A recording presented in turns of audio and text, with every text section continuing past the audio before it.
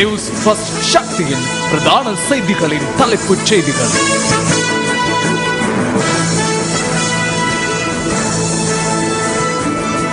வணக்கம். முதலில் சக்தியின் வீக்கெண்ட் பிரதான செய்திகளின் தலைப்புச் செய்திகள். தெற்கு அதிவேக வீதியின் காலி தொடக்கம் மாத்தறை வரையான பகுதி இன்று திறந்து வைப்பு.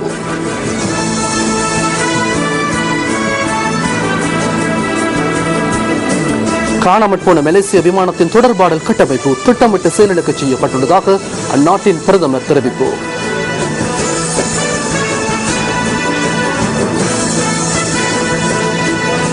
இலங்கையின் தற்போதைய நிலையை நீடித்தால் தமிழ் மக்கள் தமது பாதுகாப்பிற்காக ஐநாவின் உதவியை நாடுவதற்கு நேரிடும். சுரேஷ் பிரேமச்சந்திரன் எச்சரிக்கை.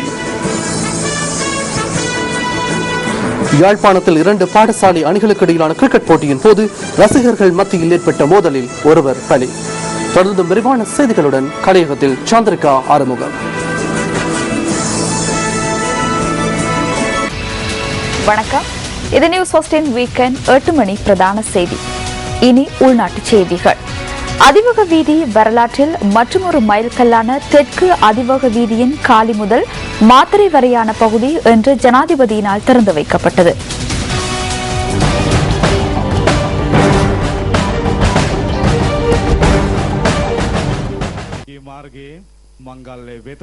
சருமத அனுஷ்டானங்களை தொடர்ந்து காலி பின்னதுவ நுழைவாயிற்குள் ஜனாதிபதி உள்ளிட்ட குழுவினர் சமூகம் அளித்தனர்.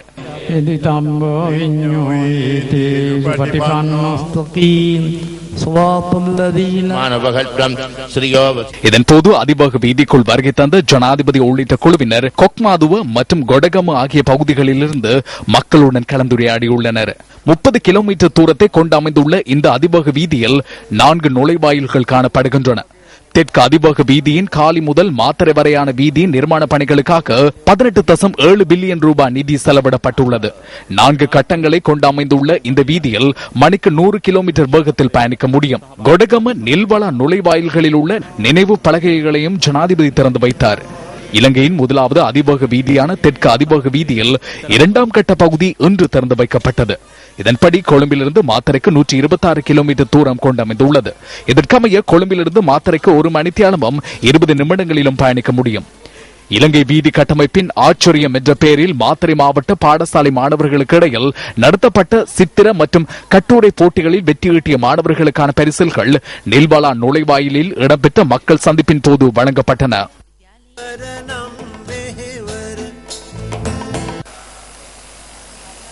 දැන් හදන රටට එල්ල කරලා யோஜனா ඉදිරිපත් කරනවා. தற்போது நாட்டுக்கு எதிராக பிரேரணைகள் கொண்டு வரப்படுகின்றன. இந்த பிரேரணை தொடர்பில் சிலர் மகிழ்ச்சியாக இருக்கின்றனர். எப்போது 28ஆம் தேதி வரும் என பார்த்துக் கொண்டிருக்கின்றார்கள். அதன் பிரதிபலன்கள் என்ன என்பதனையும் பார்த்துக் கொண்டிருக்கின்றார்கள். அதை அடுத்து வருகின்ற வாரத்தில் அரசாங்கத்திற்கு என்ன நடக்கப் போகின்றது என்றும் பார்த்துக் கொண்டிருக்கின்றார்கள். இங்கு நல்லாட்சி கிடையாது என்று கூறுகின்றார்கள். தற்போது தேர்தல் ஒன்றை நடத்துவதற்கும் எதிர்ப்பு தெரிவிக்கின்றனர். இத்தகைய தேர்தல்கள் ஜனநாயகத்திற்கு பாதிப்பை ஏற்படுத்தும் என்று கூறுகின்றனர். இதுதான் தற்போதைய புதிய கதையாக உள்ளது. இந்த பகுதிகளில் தேர்தல் நடவடிக்கைகளில் ஈடுபட்ட விதமும் தேர்தலின் பின்னரான செயற்பாடுகளும் எமக்கு இன்றும் நினைவில் இருக்கின்றன. அவர்களுக்கு கூறுவதற்கு எதுவும் இல்லாததாலும் மக்கள் கூட்டம் இல்லாததாலும் சர்வதேசத்திடமிருந்து அழுத்தங்கள் வரும் வரை அவர்கள் காத்திருக்கின்றார்கள். அத்தோடு தனிப்பட்ட ரீதியில் எம் மீது சேறு பூசி அரசியலில் ஈடுபடுகின்றனர். සෙනග නැති වුණාම අද ලෝකයේ අපිට ලෝකෙන් බලපෑම් සිදු වෙනකම් ඔවුන් බලාගෙන ඉන්නවා විතරක් නෙවෙයි පෞද්ගලිකව මඩ ගහමින් තම දේශපාලන කටයුතු කරන්න යනවා.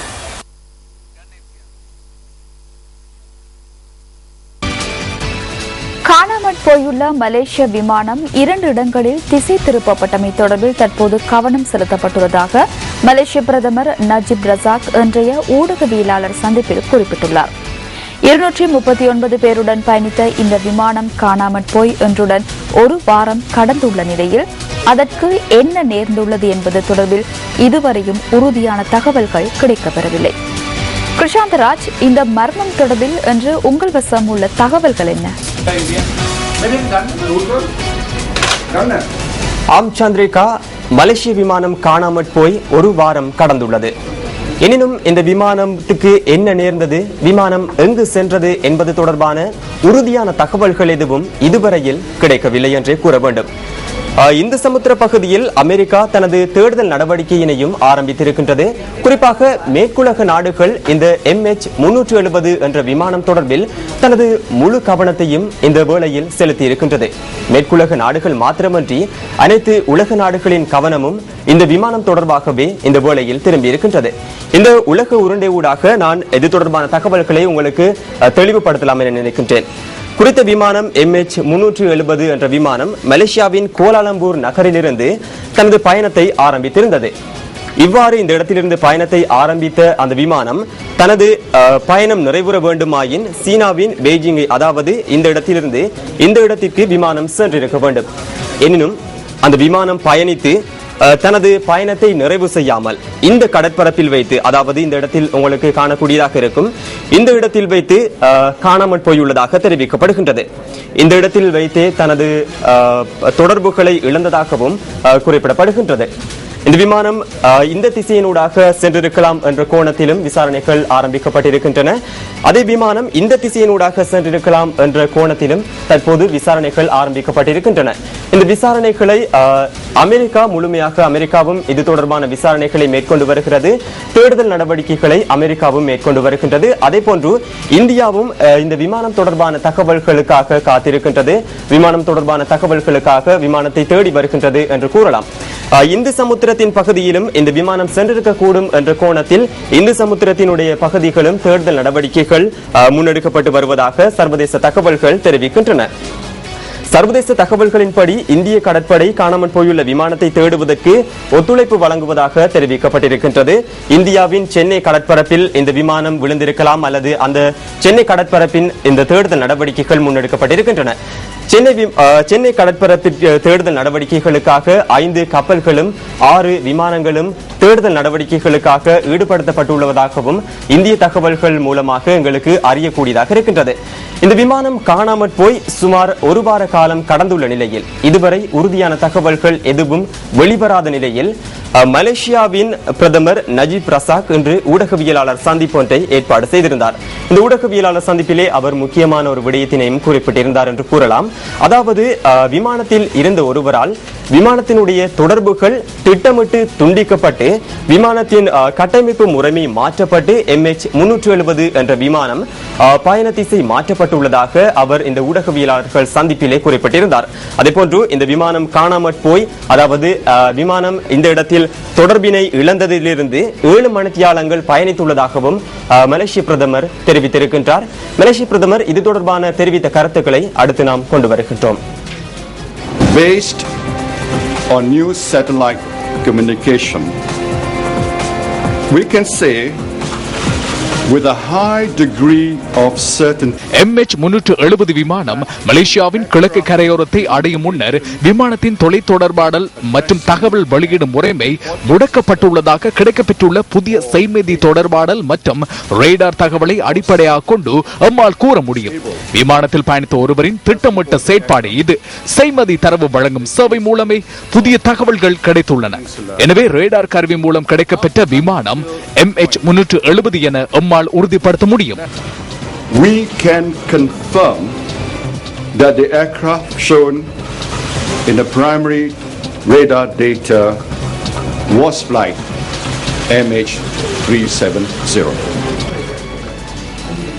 முழு சர்வதேசத்தின் கவனத்தையும் திசை திருப்பி இருக்கின்ற MH370 விமானம் தொடர்பில் மலேசிய பிரதமர் தெரிவித்த இந்த கருத்தானது புதியதொரு திருப்புமுனையாக அமைந்திருக்கின்றது என்று கூற வேண்டும்.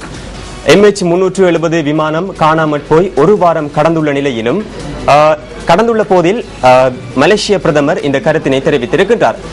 அதேபோன்று தீர்மானிக்கப்பட்ட தனது பயணப்பாதையிலிருந்து MH370 விமானம் திசை திருப்பப்பட்டமைக்கான காரணம் தொடர்பில் சாத்தியக்கூறுகள் காணப்படும் சகல வழிகளிலும் விசாரணைகள் ஆரம்பிக்கப்பட்டிருப்பதாகவும் மலேசிய பிரதமர் மேலும் தெரிவித்திருக்கின்றார். Based on this new data, the aviation authorities of Malaysia and their international. புதிய தரவுகளின் அடிப்படையில் பார்க்கும் போது செய்மதியூடான விமானத்தின் இறுதி தொடர்பாடல் 2 பயண மார்க்கங்களில் ஒன்றில் பதிவாகி இருக்கலாம் என மலேசிய விமான அதிகாரிகள் மற்றும் சர்வதேச நாடுகள் தீர்மானத்துக்கு வந்துள்ளன. இந்த விமானம் 2 முறைகள் திசை திரும்பியுள்ளது. ஒன்று கசகஸ்தான், துர்க்மெனிஸ்தான் எல்லையிலிருந்து தாய்லாந்து அல்லது இந்தோனேஷியாவிலிருந்து தென்னிந்து சமுத்திரம் வரை. இதன்படி மலேசிய அதிகாரிகள் விமான சிப்பந்திகள் மற்றும் பயணிகள் மீது கவனத்தை திருப்பியுள்ளனர்.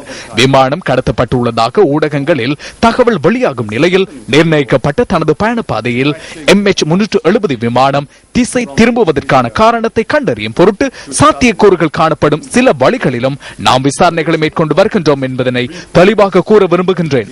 We are still investigating all possibilities as to what caused MH370 to deviate from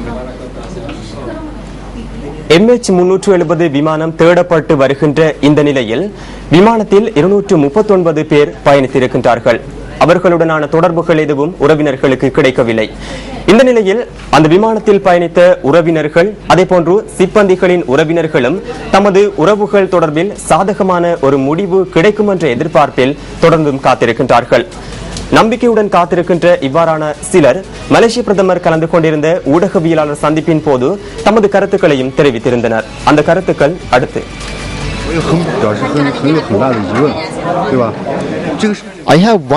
என்னிடம் ஒரு கேள்வி உள்ளது. உண்மையில் இது எப்போது நிகழ்ந்தது? ஏன் இந்த தகவல்களை அவர்கள் தற்போது வழங்குகின்றனர்? ஏனென்றால் 8ஆம் அல்லது 9ஆம் திகதிகளில் இந்த விடயம் குறித்து மலேசியாவில் ஏற்கனவே பலியாகிவிட்டது. எனவே ஏன் இவர்கள் இப்போது இதனை கோருகின்றனர்? முன்னரே இது அவர்களுக்கு தெரியுமா அல்லது இப்போதுதான் இதனை அவர்கள் அறிந்து கொண்டனரா? இவர்கள் அண்மையில் இதனை அறிந்திருந்தால் இதுவரை காலமும் அவர்கள் எவ்வாறான செயற்பாடுகளை முன்னெடுத்துள்ளனர்? இது நல்ல ஒரு செய்தி என நீங்கள் கூறுகின்றீர்கள். இந்த நிலைமையை முழுமையாக பார்க்கும் போது நல்ல செய்தியே. ஏனென்றால் எமது உறவினர்கள் இன்னும் உயிருடன் இருக்கின்றனர் என்ற நம்பிக்கை எமக்கு உள்ளது. உண்மையில் இது நகைச்சுவையாக உள்ளது. ஏனெனில் அதாவது நீங்கள் கூறுவதனை போன்று சில நாடுகள் ரேடார் கட்டுப்பாட்டுள்ள பகுதிகளை கடந்து MH370 மீண்டும் திரும்பி இருக்கலாம். எனவே ரேடார் கருவிக்கு ஸ்கேன் செய்திருக்க முடியும், அதனை வெளிப்படுத்தியும் இருக்கும்.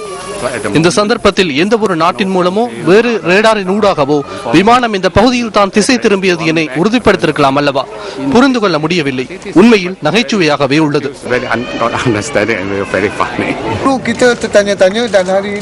இதற்கு முன்னர் தகவல்களை வழங்கும்படி நாம் மன்றாடினோம். தற்போது பல தகவல்களை பெற்றுக் கொள்கின்றோம். விமானத்தினை தேடுவதற்கான திடமான நம்பிக்கை உள்ளது. காணாமற் போன மலேசிய விமானம் இருக்கும் இடம் தொடர்பிலோ அல்லது அது தொடர்பிலான ஏனைய தகவல்களை மறைப்பதற்கோ தமது நிறுவனம் முற்படவில்லை என ஊடகம் ஒன்றில் இடம்பெற்ற நேர்காணலில் மலேசிய விமான சேவையின் தலைமை நிறைவேற்று அதிகாரி தெரிவித்திருக்கின்றார். மலேசிய விமான சேவை நிறுவனத்தின் தலைமை நிறைவேற்று அதிகாரி அகமது ஜவ்ஹார் யஹ்யா தெரிவித்த கருத்துக்களை அடுத்து நாம் கொண்டு வருகின்றோம். சிவில் விமான சேவை வரலாற்றில் இது இடம்பெறாத ஒரு சம்பவம். 7 நாட்கள் கடந்துள்ள போதிலும் விமானம் எங்கு உள்ளது என்பது தொடர்பில் அறிந்து கொள்ள முடியாதுள்ளது. பல உபகரணங்கள் கொண்ட நவீன விமானமே இது. இந்த விமானம் எங்கு உள்ளது என்பது தொடர்பில் பலருக்கு குழப்பமாகவே உள்ளது. சகல பிரயத்தனங்களையும் நாம் மேற்கொள்கின்றோம். நிறுவனம் என்ற வகையில் மலேசியாவுடன் மாத்திரமல்லாது பீஜிங்குடனும் அனைத்து விடயங்களையும் நாங்கள் பகிர்ந்து கொள்கின்றோம். நாங்கள் எதனை மறைப்பதாக நான் நினைக்கவில்லை. அவ்வாறு மறைப்பதற்கான தேவையும் இல்லை. பாதுகாப்பு விடயத்தில் மலேசிய விமான சேவை ஒருபோதும் பின்வாங்காது. நமது பயணிகளின் பாதுகாப்பு நலனுக்காக தேவையான சகல விடயங்களையும் நாம் முன்னெடுப்போம். இதேவேளை தென்சீன கடற்பரப்பில் விமானத்தை தேடும் பணிகளில் ஈடுபட்ட வியட்நாம் அதிகாரிகள் தமது விமானங்களை அங்கிருந்து எடுத்துச் சென்றுள்ளனர். ராணுவ விமானங்கள் துணியினால் மூடப்பட்டிருந்தமையை விமானப்படை அதிகாரிகள் கண்டுள்ளனர். மார்ச் 8ஆம் தேதி கோலாலம்பூரிலிருந்து பீஜிங்கிற்கு செல்ல இருந்த மலேசிய விமான சேவைக்கு சொந்தமான போயிங் 777-200 ER மலேசியாவின் கிழக்கு கரையில் ஒரு மணித்தியாலத்துக்குள் காணாமற் போனமையானது என்று மர்மமாகவே உள்ளது. விமானி, உதவி விமானி அல்லது மிகப்பெரிய வர்த்தக விமானத்தை செலுத்துவது தொடர்பில் அறிந்து வேறு ஒருவரினாலேயே இந்த விமானம் செலுத்தப்பட்டிருக்கலாம் என்பதற்கான சாத்திய கூறுகளை கண்டறியும் பொருட்டு விசாரணையாளர்கள் தமது கவனத்தை மேலும் வெளிப்படுத்தியுள்ளனர். இதேபோல காணாமல் போயுள்ள இந்த விமானம் தொடர்பான தகவல்களை உறுதியான தகவல்களை சரியான தகவல்களை மலேசியா வழங்க வேண்டும் என சீனா வலியுறுத்தி இருக்கின்றது. புதிய தகவல் கிடைக்கப்பெறும் நிலையில் இந்த சம்பவமானது தொடர்ந்தும் தெளிவற்ற நிலையிலேயே காணப்படுவதாக சீன பாதுகாப்பு நிபுணர்கள் குறிப்பிட்டிருக்கின்றார்கள். அதேபோன்று மலேசிய அரசாங்கத்தின் அடுத்த கட்ட அறிவிப்புகள் குறித்து சீனா கூர்ந்து அவதானித்துக் கொண்டிருக்கும் நிலையில் சீனாவின் தொழில்நுட்ப நிபுணர்களால் மலேசியாவில் முன்னெடுக்கப்பட்டு வரும் விசாரணைகளுக்கு தொடர்ந்து ஒத்துழைப்பு வழங்குவதாக வெளிவிவகார அமைச்சு குறிப்பிட்டிருக்கின்றது. மலேசியா தொடர்ந்தும் தமது தேடுதல் நடவடிக்கையை விஸ்தரிக்க வேண்டும் எனவும் மேலதிக விசாரணைகளுக்காக உலக நாடுகளின் ஒத்துழைப்புகளை பெற்றுக்கொள்ள மலேசிய அரசாங்கம் தயங்கக்கூடாது எனவும் சீன வெளிவிவகார அமைச்சு குறிப்பிட்டு இருக்கின்றது. இந்த விமானம் தொடர்பில் நாம் விரிவாக தொடர்ந்தும் செய்திகளை வழங்குவதற்கு காத்திருக்கின்றோம். மலேசியாவின் கோலாலம்பூர் நகரிலிருந்து தனது பயணத்தினை ஆரம்பித்த MH370 என்ற விமானமானது தனது பயணத்தை நிறைவு செய்யாமல் இடைநடுவில் திசை திருப்பப்பட்டுள்ளதாக தெரிவிக்கப்படுகின்றது. அதாவது விமானத்தில் இருந்த ஒரு நபரால் அதனுடைய தொடர்புகள் அனைத்தும் துண்டிக்கப்பட்டு திசை திருப்பப்பட்டிருப்பதாக மலேசிய பிரதமர் இன்றைய ஊடகவியலாளர் சந்திப்பிலே தெரிவித்திருந்தார். இது தொடர்பான தகவல்கள் புதிய தகவல்கள் எம்பசம் கிடைத்தவுடன் உடனுக்குடன் நியூஸ் ஃபர்ஸ்ட் ஊடாக வழங்குவதற்கு நாம் தொடர்ந்தும் தயாராக இருக்கின்றோம். காணாமல் போயுள்ள MH370 என்ற மலேசிய விமானத்துக்கு என்ன நடந்தது என்பது தொடர்பில் நியூஸ் ஃபர்ஸ்ட் தொடர்ந்தும் கூர்ந்து அவதானித்து வருகின்றது. தொடர்ந்தும் வீக்கெண்ட் பிரதான செய்திகளோடு பிரதான கலையகத்தில் சந்திரிகா ஆறுமுகம். நன்றி குஷாந்தன். விளம்பரங்களின் பின்னர் நியூஸ் ஃபர்ஸ்டின் 8 மணி வீக்கெண்ட் பிரதான செய்தி தொடரும். இலங்கையின் தற்போதைய நிலை நீடித்தால் தமிழ் மக்கள் தமது பாதுகாப்புக்காக ஐநாவின் உதவியை நாடுவதற்கு நேரிடும் என தமிழ் தேசிய கூட்டமைப்பின் ஊடக பேச்சாளர் சுரேஷ் பிரேமச்சந்திரன் எச்சரிக்கை விடுத்துள்ளார். கொழும்பில் இன்று நடைபெற்ற ஊடகவியலாளர் சந்திப்பொன்றில் இலங்கையின் தற்போதைய நிலைமை குறித்து பாராளுமன்ற உறுப்பினர் கருத்து வெளியிட்டார். தமிழ் மக்களுக்கு பாதுகாப்பு இருக்கின்றதா என்றொரு கேள்வி இங்கு எழுப்பப்படுகின்றது. ஆகவே உள்ள நிலைமையில் நிச்சயமாக இன்னும் மோசமாக வருகின்றதே தவிர தமிழ் மக்கள் நிம்மதியாக வாழ முடியுமா, பாதுகாப்புடன் வாழ முடியுமா? தமிழ் மக்களுடைய பாதுகாப்புக்கு யார் உத்தரவாதம்? இந்த அரசாங்கம் தமிழ் மக்களுடைய பாதுகாப்புக்கு உத்தரவாதம் கொடுக்குமா என்றால் இல்லை என்று சொல்லக்கூடிய அளவுக்குத்தான் நிலைமைகள் இருக்கின்றது. ஆகவே இது உண்மையாகவே இந்த நிலைமைகள் தொடருமாக இருந்தால் தமிழ் மக்களுடைய பாதுகாப்புக்கு கூட ஐநா சபையினுடைய உதவியை தமிழ் மக்கள் கோர வேண்டி ஏற்படலாம். அதுதான் இன்று இருக்கக்கூடிய நிலைமை என நாங்கள் கருதுகின்றோம். சந்தேக நபர் ஒருவருக்கு அடைக்கலம் வழங்கிய குற்றச்சாட்டின் கீழ் கிளிநொச்சியில் கைது செய்யப்பட்ட பெண்ணை தடுத்து வைத்து விசாரணைக்கு உட்படுத்துமாறு கிளிநொச்சி நீதவான் உத்தரவு பிறப்பித்துள்ளார். கிளிநொச்சி நீதவான் MI வஹாப்தீன் முன்னிலையில் சந்தேக நபர் நேற்று ஆஜர்படுத்தப்பட்ட போதே இந்த உத்தரவு பிறப்பிக்கப்பட்டுள்ளது. சந்தேக நபர் ஒருவருக்கு அடைக்கலம் வழங்கிய குற்றச்சாட்டின் கீழ் கிளிநொச்சி தர்மபுரியைச் சேர்ந்த பாலேந்திரா ஜெயக்குமாரி நேற்று முன்தினம் கைது செய்யப்பட்டிருந்தார். இதேவேளை கிளிநொச்சியில் கைது செய்யப்பட்ட பாலேந்திரா ஜெயக்குமாரியை விடுதலை செய்யுமாறு வலியுறுத்தி வவுனியாவில் இன்று ஆர்ப்பாட்டம் ஒன்றும் நடத்தப்பட்டது. வவுனியா பஸ் தரிப்பிடத்திற்கு முன்பாக நடத்தப்பட்ட ஆர்ப்பாட்டத்தில் பெருந்திரளானவர்கள் கலந்து கொண்டிருந்தனர். கைது செய்யப்பட்டுள்ள ஜெயக்குமாரியை விடுதலை செய்யுமாறும் சட்டவிரோத கைதுகளை நிறுத்துமாறும் பதாதைகளை ஏந்தியவாறு ஆர்ப்பாட்டக்காரர்கள் கோஷங்களை எழுப்பினர். இந்த ஆர்ப்பாட்டத்தில் தமிழ் தேசிய மக்கள் முன்னணியின் செயலாளர் S. கஜேந்திரன், வன்னி மாவட்ட பாராளுமன்ற உறுப்பினர் சிவசக்தி ஆனந்தன், பாராளுமன்ற உறுப்பினர் வினோ நோகதாரலிங்கம், வடமாகாண சுகாதார அமைச்சர் ப. சத்தியலிங்கம், ஜனநாயக மக்கள் முன்னணியின் ஊடக பேச்சாளர் பாஸ்கரா உள்ளிட்ட மேலும் பலர் பங்கேற்றிருந்தனர்.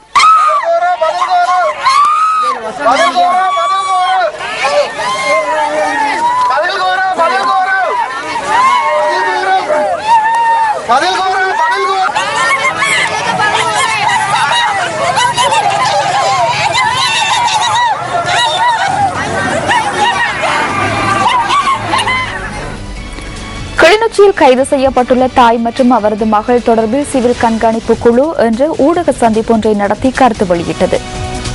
தனது 2 பிள்ளைகளை தேடித் திரியக்கூடிய ஒரு தாயும் மகளும் ஒரு புலி உறுப்பினருக்கு இவர் பாதுகாப்பு அளித்ததாகவும் இவர் மீது இப்பொழுது குற்றம் சுமத்தப்பட்டிருக்கின்றது. ஆனால் ஒரு நகைப்புக்குரிய விடயம் என்னவென்றால், ஒரு புலி போலீஸை சுட்டதாகவும் அந்த போலீஸுக்கு காலிலும் கையிலும் காயம் என்றும் இப்பொழுது போலீசார் கூறுகின்றனர். உடனடியாக 500க்கும் மேற்பட்ட இராணுவத்தினரை வரவழைத்து அந்த இடம் சுற்றி வளைக்கப்பட்டு போன பஸ்கள் துவக்கம் வாகனங்கள் யாவும் மறைக்கப்பட்டு தேடுதல் நடாத்தியும் கூட அவர்களால் அந்த புலி உறுப்பினரை இதுவரை கண்டுபிடிக்க முடியவில்லை. அந்த வீட்டில் இருந்த தாயையும் மகளையும் கைது பண்ணி இன்று தாயை பூசா முகாமில் அடைத்து வைத்திருக்கின்றார்கள். மகளை கிளிநொச்சியில் இருக்கக்கூடிய குழந்தைகள் காப்பகத்தில் பாரம் கொடுக்கப்பட்டிருப்பதாக நாங்கள் அறிகின்றோம். ஜெனீவாவில் இலங்கை தொடர்பான குற்றச்சாட்டுக்கள் சுமத்தப்பட்டு ஒரு தீர்மானம் வர இருக்கக்கூடிய சூழ்நிலையில் இலங்கை அரசாங்கம் இராணுவத்தினுடைய போலீசினுடைய உதவியுடன் ஒரு நாடகத்தை அரங்கேற்றுகின்றது என்பதைத்தான் எங்களால் பார்க்கக்கூடியதாக இருக்கின்றது. காணாமல் போனோர் தொடர்பாக கருத்து கூறுபவர்களை பழிவாங்கும் முகமாக அந்த தாயை மகளையும் என்று கைது செய்திருக்கிறார்கள் என்பதை நாங்கள் பார்க்கக்கூடியதாக இருக்கின்றது. இது கைது என்று நாங்கள் சொல்ல முடியாது. தர்மபுரத்திலே பெரிய படை செயல்பாடாக காட்டி அவர்கள் இருவரையுமே சுற்றி வளைத்து வவுனியா கொண்டு வந்த அந்த நிகழ்வானது ஒரு கைதாக நாங்கள் காணப்பட முடியாது. அது ஒரு கடத்தலாக தான் தெரிகின்றது. கடந்த வருடம் இலங்கைக்கு வந்த மிக பிரபலமான 2 சர்வதேச முக்கியஸ்தர்கள் இருக்கின்றார்கள். ஒருவர் நமனிதன் பிள்ளை, ஐநா மனித உரிமை ஆணையாளர். அடுத்தவர் பிரிட்டிஷ் பிரதமர் டேவிட் கமரோன் அவர்கள். இருவரும் இலங்கை அரசு அனுமதியுடன் வடக்கு சென்ற வேளையிலே அங்கே நடைபெற்ற காணாமல் போன ஆர்ப்பாட்டங்களிலே இபூசிகாவும் ஜெயக்குமாரியும் பிரதான பாத்திரம் வகித்தார்கள். ஆகவே இன்று இந்த அரசாங்கத்துக்கு ஒரு பயம் ஏற்பட்டிருக்கின்றது. ஜெனீவாவில் நடைபெறக்கூடிய இந்த ஐநா மனித உரிமை பேரவை கூட்டத்தின் போது இபூசிகாவும் அவர் தாயாரும் ஜெனீவாவுக்கு சென்று நாட்டுக்கு வெளியே சென்று ஒரு சாட்சியாக மாறிவிடுவார்களோ என்ற பயம் அச்சம் இலங்கை அரசாங்கம் ஏற்பட்டிருக்கின்றது. டேவிட் கேமரனுக்கும் பொறுப்பொன்று உள்ளது. தன்னை சந்தித்து தனக்கு மனு ஒன்றை கையெழுத்து சிறுமி இது தடுப்பு காவலில் வைக்கப்பட்டுள்ளார். தற்போது எம்மால் எழுப்பப்படுகின்ற குரலினால் குறிப்பாக இந்த தாய்க்கும் மகளுக்கும் உடனடி நியாயம் கிடைக்க வேண்டும்.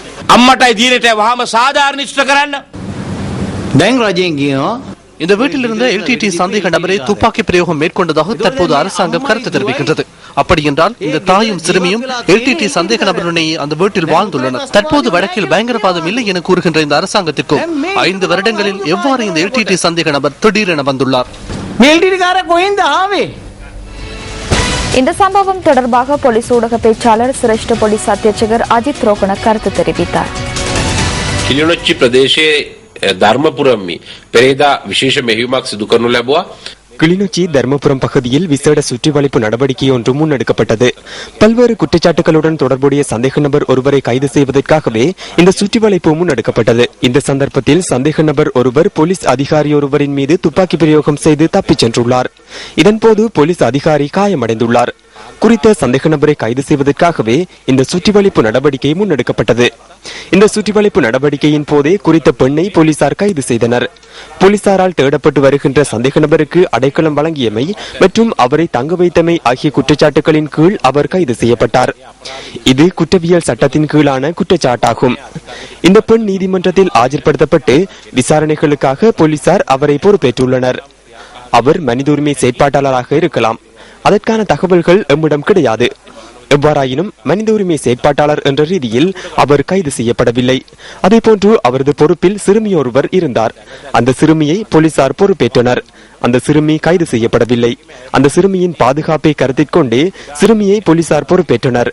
பெண் கைது செய்யப்படும் வேளையில் சிறுமியை பொறுப்பாக ஒப்படைப்பதற்கு எவரும் இருக்கவில்லை. அதனாலேயே அவரும் கைது செய்யப்பட்டார். சிறுமி நீதிமன்றத்தில் ஆஜர்படுத்தப்பட்டு சிறுவர் பராமரிப்பு நிலையத்திடம் ஒப்படைக்கப்பட்டுள்ளார். கச்சத்தீவு புனித அந்தோனியார் தேவாலயத்தின் வருடாந்த திருவிழாவில் கலந்து கொள்வதற்காக ராமேஸ்வரம் பகுதியிலிருந்து இந்திய மீனவர்கள் கச்சத்தீவை நோக்கி இன்று காலை தமது பயணத்தை ஆரம்பித்தனர். கச்சத்தீவு புனித அந்தோனியார் தேவாலயத்தின் வருடாந்த திருவிழாவை முன்னிட்டு இந்திய மீனவர்கள் இன்று கச்சத்தீவை நோக்கி பயணத்தை ஆரம்பித்தனர். இன்று காலை 6 மணிக்கு ராமேஸ்வரம் பகுதியிலிருந்து முதலாவது படகு கச்சத்தீவை நோக்கி பயணத்தை ஆரம்பித்ததாக ராமேஸ்வரத்தில் உள்ள எமது செய்தியாளர் தெரிவித்துள்ளார். தமிழகத்திலிருந்து சுமார் 3400க்கும் அதிகமான யாத்ரீகர்கள் 97 விசைப்படகுகளில் கச்சத்தீவு நோக்கி புறப்பட்டதாகவும் எமது செய்தியாளர் தெரிவித்தார்.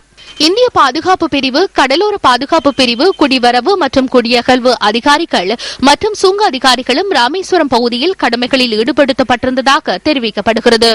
கச்சத்தீவை நோக்கி வருகை தரும் யாத்ரீகர்களின் பாதுகாப்பு உறுதி செய்யப்பட்ட பின்னர் அவர்கள் பயணிப்பதற்கான அனுமதி வழங்கப்பட்டதாக எமது செய்தியாளர் கூறினார். இதன் பொருட்டு இன்றும் திருவிழா தினமான நாளையும் அடியார்களுக்கான பாதுகாப்பு ஏற்பாடுகள் கடற்படையினரால் முன்னெடுக்கப்படும் என்று கடற்படையின் ஊடக பேச்சாளர் கொமாண்டர் கோசல வர்ணகுல சூரிய தெரிவித்துள்ளார். அத்துடன் கச்சதீவில் அடியார்கள் தற்காலிகமாக தங்கியிருப்பதற்கான கூடாரங்கள், காலை உணவு, குடிநீர், சுகாதார வசதிகள், மின்சாரம், படகுகளில் நிறுத்தி வைப்பதற்கான தற்காலிக இறங்குதுறைகள் ஆகியவற்றின் வசதிகள் செய்து கொடுக்கப்பட்டுள்ளதாக கடற்படையின் ஊடக பேச்சாளர் குறிப்பிட்டுள்ளார். கச்சதீவு புனித அந்தோனியார் தேவாலயத்தின் வருடாந்த திருவிழா நாளை வெகு விமர்சையாக கொண்டாடப்பட உள்ளமை குறிப்பிடத்தக்கது. கொழும்பு மாநகர சபை எல்லைக்குள் அமைக்கப்பட்டுள்ள பஸ் தரிப்பிடங்கள் சிலவற்றை அகற்றுவது தொடர்பில் பாராளுமன்ற உறுப்பினர் ரவி கருணாநாயக்க இன்று கருத்து தெரிவித்தார். பாராளுமன்ற உறுப்பினர் ரவி கருணாநாயக்கவின் பன்முகப்படுத்தப்பட்ட நிதியிலிருந்து கொழும்பில் அமைக்கப்பட்டுள்ள பஸ் தரிப்பிடங்களே இவை. எவ்வாறாயினும் ரவி கருணாநாயக்கவினால் இங்குர்கொட சந்தி மற்றும் பாலந்துறை ஆகிய இடங்களில் அமைக்கப்பட்டிருந்த பஸ் தரிப்பிடங்கள் நேற்றிரவு அகற்றப்பட்டிருந்தன. நகரத்துக்குள் பஸ் தரிப்பிடங்களை அமைப்பதற்கான நடவடிக்கை முன்னெடுக்கப்படுகையில் வேறு தரப்பினர் தமது அரசியல் நோக்கங்களுக்காக பஸ் தரிப்பிடங்களை அமைக்க முடியாது என்று கொழும்பு மாநகர சபை மேயர் AJM முசம்பில் நேற்று ஊடக சந்திப்பொன்றில் தெரிவித்திருந்தார். ආණ්ඩුවේ කොන්ට්‍රැක්ට් එක කොහොමද මේ එක පුද්ගලෙක් කරන්න කියලා. ආර්ථික සංවර්ධන අධිකාරියෙන් තමයි විමර්ශන මුදල් වෙන් කරන්නේ. அரசாங்கத்தின் ஒப்பந்தத்தை இவர் எவ்வாறு நிறைவேற்றுகின்றார் என்பதன் இதனூடாக தெளிவாகின்றது. பொருளாதார அபிவிருத்தி அதிகார சபையின் ஊடாகவே பன்முகப்படுத்தப்பட்ட நிதி ஒதுக்கப்படுகின்றது. அதனூடாக பெருந்தெருக்கள் அமைச்சுக்கு நிதி வழங்கப்பட்ட பின்னர் மாவட்ட செயலகத்தின் ஊடாக ஒதுக்கீடுகளை மேற்கொண்டு இந்த நிர்மாண பணிகள் முன்னெடுக்கப்பட்டுள்ளன.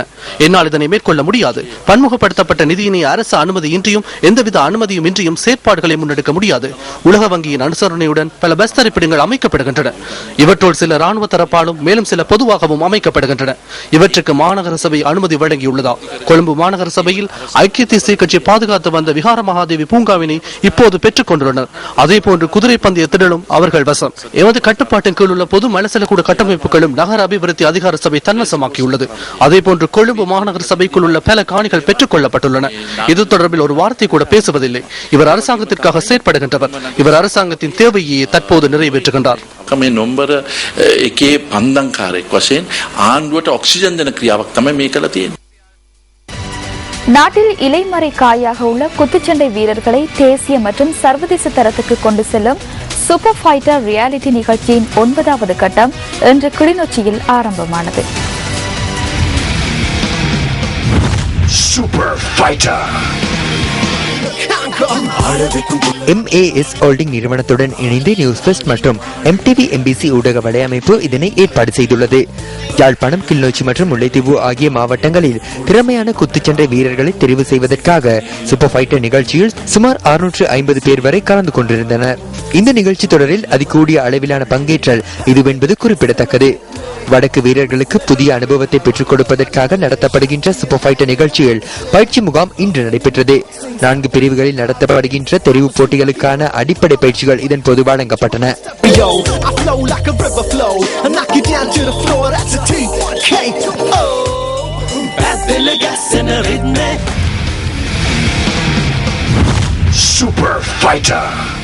இனி விளையாட்டுச் செய்தி. பாடசாலை மட்ட கிரிக்கெட் பருவ காலம் வடமாகாணத்தில் இம்முறை பெரும் சோகமாய் அமைந்துள்ளது. வடக்கின் பெருஞ்சமர் உட்பட 2 போட்டிகள் அமைதியின்மை காரணமாக கைவிடப்பட்டதுடன் இவற்றில் ஒரு போட்டி ஒருவரின் உயிரை காவு கொள்ளும் அளவுக்கு காரணமாகியுள்ளது. யாழ் மத்திய கல்லூரி மைதானத்தில் நடைபெற்ற வடக்கின் பெருஞ்சமரில் முதல் இன்னிங்ஸில் யாழ் மத்திய கல்லூரி அணி 162 ஓட்டங்களையும் சென்ட் ஜான்ஸ் கல்லூரி அணி 122 ஓட்டங்களையும் பெற்றன. யாழ் மத்திய கல்லூரி அணி 2ஆம் இன்னிங்ஸில் 94 ஓட்டங்களை பெற்றுக்கொள்ள சென்ட் ஜான்ஸ் அணியின் வெற்றி இலக்கு 135 ஓட்டங்களாக நிர்ணயிக்கப்பட்டது.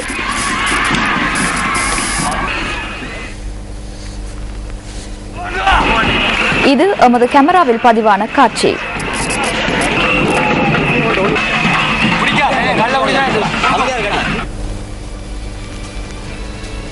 இத்துடன் நியூஸ் ஃபர்ஸ்டின் 8 மணி வீக்கெண்ட் பிரதான செய்தி நிறைவு பெறுகின்றது.